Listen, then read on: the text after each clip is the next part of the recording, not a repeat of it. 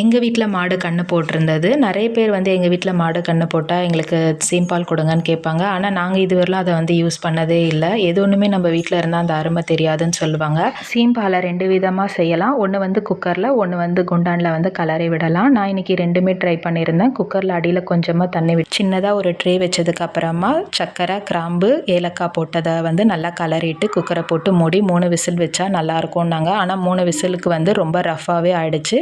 ஒரு விசில் எடுத்தாலே நல்லா சாஃப்டாக நல்லாயிருக்கும் போல். 2வது விதமாக வந்து குண்டானில் வந்து கலரி இருந்தேன். அது வந்து கொஞ்சம் லேசாக அடிப்பிடிக்க ஆரம்பிச்சுது.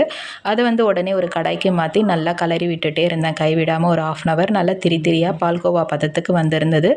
அதுலேயுமே பார்த்திங்கன்னா சர்க்கரை, ஏலக்காய் வந்து மிக்சியில் அரைச்சி பொடி பண்ணி போட்டதுக்கப்புறமா கிராம்பு 2 அது மேலே போட்டு நல்லா கலரி விட்டுட்டே இருந்தேன். டேஸ்ட்டு ரொம்பவே சூப்பராக இருந்தது. இந்த வாட்டி இந்த பால்கோவா பதத்தை தான் நாங்கள் எல்லாருமே சாப்பிட்டோம். ரொம்பவே பிடிச்சிருந்தது. இந்த வீடியோ பிடிச்சிருந்தா என்னோட சப்ஸ்கிரைப் பண்ணிக்கோங்க. தேங்க்யூ.